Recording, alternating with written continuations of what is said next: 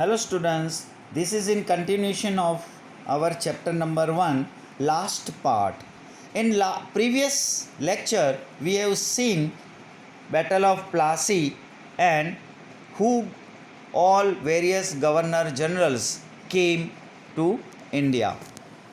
Last we have seen the Wellesley who came and introduced the subsidiary alliance system. Now, this system which he has introduced was like a sweet poison. By implementing this system, Wellesley annexed many provinces and expanded the rule of the East India Company. ये system के ज़रिए Wellesley ने बहुत सारी अपनी provinces को ले लिया और एक्सपांड कर दिया अपना रूल कंपनी का. Governor general Wellesley asked Tipu Sultan to accept the subsidiary alliance system. Governor general जो वेलेस्ली था उन्होंने टीपू सुल्तान को ये सिस्टम को एक्सेप्ट करने के लिए बोला, but Tipu Sultan refuse. For declining the alliance system, the company with support from the Nizam attacked Mysore in 1799. जैसे टीपू सुल्तान ने ये सिस्टम को एक्सेप्ट नहीं किया और इस सिस्टम को डिक्लाइन ना हो उसके लिए कंपनी ने निज़ाम के सपोर्ट लेके मैसूर में 1799 में अटैक कर दिया. And during this fourth Mysore war, ये चौथा मैसूर वॉर में Tipu lost his life while fighting against the British. British के सामने लड़ते लड़ते टीपू सुल्तान अपनी ज़िंदगी खो बैठा. After Wellesley, Hastings came to India as governor general. Wellesley के बाद हेस्टिंग्स आए as a governor general. He waged a war with Nepal and made the Gurkhas to join the army. Hastings fought a battle with the Pindaris and took control over them. With the third Maratha War, the supremacy of the company was established. तीसरा Maratha war होने के बाद company का supremacy वापस फिर से establish हो गया. In comparison to the earlier Governor General, William Bentinck is known as a liberal Governor General. Bentinck believed that the dissatisfaction in different states due to the imperialist policy adopted by the previous governor generals could not bring about any unity. So he was very liberal in his deeds. जो governor general William Bentinck आए और Bentinck का मानना ऐसा था कि previously जो भी गवर्नर जनरल्स आए थे उनकी पॉलिसी जो अडॉप्ट किया था ये यूनिटी को बनाने में कामयाब नहीं हुई थी और इसलिए उसकी सारी डीड्स में वो लिबरल हुआ करता था. Dalhousie came to India as the governor general in 1848. 1848 में Dalhousie came to India as the governor general. He was a fierce imperialist. Dalhousie adopted the policy by annexation for the expansion of the company and British imperialism in India. Dalhousie जब आया तो वो एक बहुत ही aggressive type का military force के ज़रिए emperor था. डेलहाउसी ने एक पॉलिसी ऑफ एनेक्सेशन अडॉप्ट किया जिसके ज़रिए वो कंपनी का एक्सपांसन अपना ब्रिटिश इम्पीरियलिज्म को एक्सपांड करना चाहता था इंडिया में. डेलहाउसी का जो पॉलिसी ऑफ एनेक्सेशन था जो इस पर अपना चार्ट है, he has annexation by war, annexation due to king dying without heir, annexation on pretext of mismanagement, annexation on pretext of डेब्ट collection, annexation to end namesake rule. उसने अलग अलग तरीके से कैसे भी करके अपने ये पॉलिसी के अंडर अपना इंडिया में उसका पावर को एक्सपांड करने का कोशिश किया. लेकिन besides being an imperialist, Dalhousie was also a reformist. ये इतना अग्रेसिव होने के बावजूद भी वो एक रिफॉर्मिस्ट भी था, कुछ रिफॉर्म करने वाला था, कुछ चेंजेस करने वाला था, कुछ सुधार लाने वाला इंसान था। The first railway line in India between Mumbai Thane 1853, सबसे पहले रेलवे लाइन मुंबई से थाने के बीच में 1853 में उन्होंने ही डाली थी। Wireless system between India and England, establishment of public works department, English education, ये सब इन्होंने इंट्रोड्यूस किया during his tenure. He passed laws to ban child marriage and advocated widow remarriage, और उसके टेन्योर के दौरान उन्होंने कुछ अच्छे काम भी किए, जिसमें चाइल्ड मैरिज का लो, चाइल्ड मैरिज जो होती थी छोटे बच्चों की, वो बंद करवाई, उसके लिए लो बनाए। एंड एडवोकेटेड विडो रीमैरिज, और जो विधवा स्त्री हो जाती थी उसका रीमैरिज करने का भी उन्होंने इंट्रोड्यूस किया। Within 100 years from the battle of Plassey in 1757, हमने जैसे देखा 1757 में सबसे पहले जो बैटल ऑफ प्लासी हुआ, the British rule and the empire, ये 100 साल के दौरान अप्रॉक्स 1853 में expanded, but in the process they had to face the dissatisfaction of the Indian states, and this was manifested in the form of the first struggle for independence in 1857। ये 100 साल के दरमियान company ने अपना rule India में बढ़ाया, expand तो किया, लेकिन उन्होंने बहुत सारे प्रॉब्लम्स को फेस करना पड़ा, जिसमें बहुत सारे इंडियन स्टेट्स को डिससेटिस्फेक्शन था, खुशी नहीं था। एंड ये जो अपना डिससेटिस्फेक्शन जो था वो एक फॉर्म में शो हुआ first struggle of for independence in 1857, जिसका 1857 में एक पहला इंडिपेंडेंस के लिए एक स्ट्रगल एक सामने आया। नाउ ये 100 साल के दरमियान ये कंपनी का इम्पैक्ट हमारा इकोनॉमी के ऊपर क्या हुआ।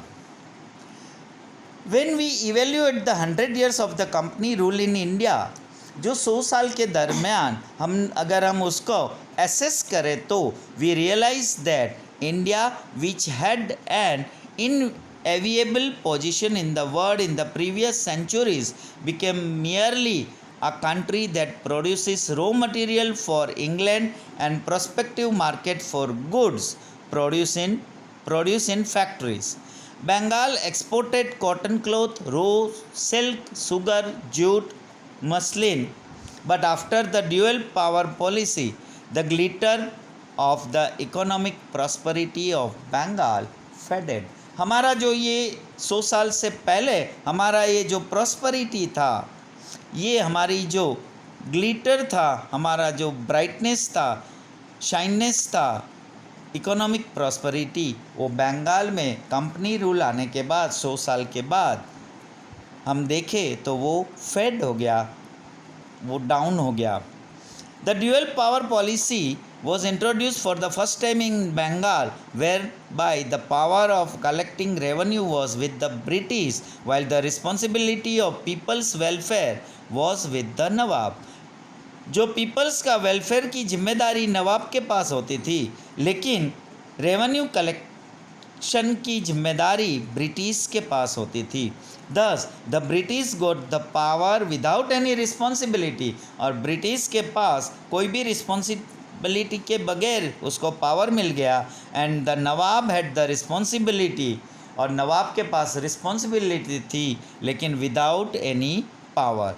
This was known as the subsidiary alliance system which ruined Bengal economically. जो बंगाल की हमारी इकोनॉमिक्स थी, इकोनॉमी था, वो बहुत ही बुरी तरह से ख़त्म हो गई। The unfair revenue collection policy by the company made the Indian peasant a debtor. हमारे जो छोटे छोटे किसान थे वो कर्जदार बन गए। The British government imposed unfair taxes on the Indian cloth industries. हमारे इंडियन क्लॉथ इंडस्ट्रीज़ के ऊपर कुछ टैक्सेस इन्होंने लागू कर दिए। They adopted various deceitful practices to ruin the prosperous Indian industries, because of which it completely collapsed. और इन्होंने एक ऐसी प्रैक्टिसेस अडॉप्ट किया जिससे हमारी सारी इंडियन इंडस्ट्रीज़ की प्रॉस्पेरिटी ख़त्म हो जाए और पूरी हमारी इंडस्ट्री डाउन हो जाए, कोलैप्स्ड हो जाए। The Indian artisan became poor, हमारे जो आर्टिशन थे वो गरीब होते गए, एंड अनएम्प्लॉयड, और वो बेरोज़गार होते गए। The company trader force the weavers of Bengal to sign contract for providing definite quantity of cloth in a short period. If the weaver refused, he would be punished by being lashed or jailed. Company ने traders के साथ, हमारे bangles के साथ ऐसे contract sign किया कि हमें कुछ क्लोथ की क्वांटिटी शॉर्ट पीरियड में देना है। अगर वो वीवर रिफ्यूज़ करेगा तो उसको जेल की पनिशमेंट मिलेगी। Before the arrival of the company, the Indian villages were self-reliant and prosperous. Company अपने इंडिया में आने से पहले हमारे इंडियन विलेजेस, हमारे भारत के गांव में जो पोजीशन था वो प्रॉस्परस था, सेल्फ रिलायंट था, किसी के ऊपर डिपेंडेबल नहीं था। But under the company rule आने के बाद they became dependent and poor, और वो डिपेंडेंट हो गए और पुअर बन गए। During the rule of the East India Company, the first railway line between Mumbai and Thane and steamer service between India and England was started, and development of the ports in Mumbai, Madras and Kolkata also took place. ये company की rule की जो हमने impacts देखा, असर देखा, साथ साथ में ईस्ट इंडिया कंपनी आने के बाद फर्स्ट रेलवे लाइन जो बनी, steamer services India and England के बीच में स्टार्ट हुआ और कुछ पोर्ट्स को भी डेवलप हुआ। Now we see the social impact of the company rule. Company rule का हमारे एक समाज के ऊपर क्या असर हुआ? During the British administration, the spirit of freedom of speech and thought developed among people due to the development of newspapers. In the Indian society, certain wrong social customs, rites and rituals were prevalent during this time, like sati system, female infanticide, child marriage, etc. Company rule आने से पहले ये सारी हमारे रीत रिवाज जो थे वो कुछ सही नहीं थे, जिसमें चाइल्ड मैरिज और सती सिस्टम वगैरह था।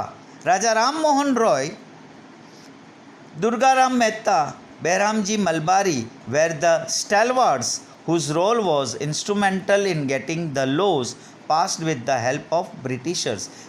ब्रिटिशर्स की मदद से इन्होंने जो इनिशिएटिव लिया था इनको ख़त्म करने के लिए, तो ब्रिटिशरों की मदद से इन्होंने कुछ कायदे कानून बनाए।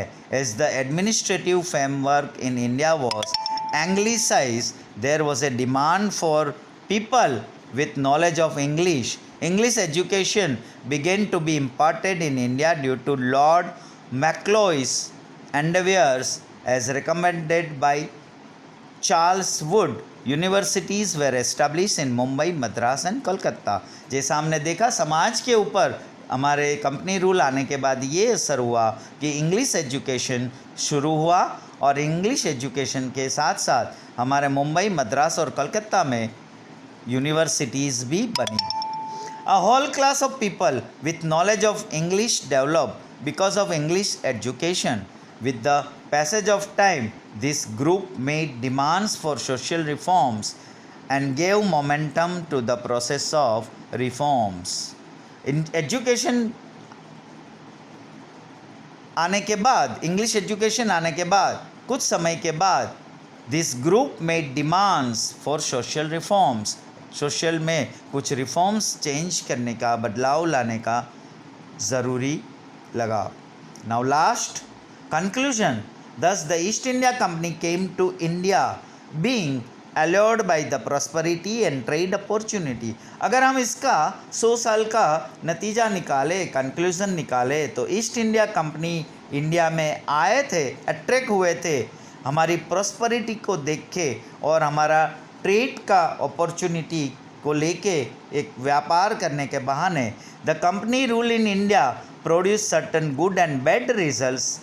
कंपनी का आने से हमारे कुछ अच्छे और बुरे भी रिजल्ट निकले in the political, economic, social and cultural fields. The company adopted the policy of making England prosperous at the cost of India। Company ने इंग्लैंड को ज़्यादा प्रॉस्परस किया उनकी पॉलिसी बना के और हमारे coast at the cost of India, and the reforms they made in the administration for their own interest indirectly prove to be beneficial for India. और कुछ अच्छे और कुछ बुरे रिजल्ट्स कंपनी के रूल ने ये बहाने करके आए और कुछ अच्छे काम भी किए और कुछ बुरा नतीजा भी मिला, जो उन्होंने अपने फ़ायदे के लिए उन्होंने इंग्लैंड को ज़्यादा प्रॉस्परस किया at the cost of India. So dear students, with this chapter number 1 complete. Thank you. Next lecture we will start a new chapter.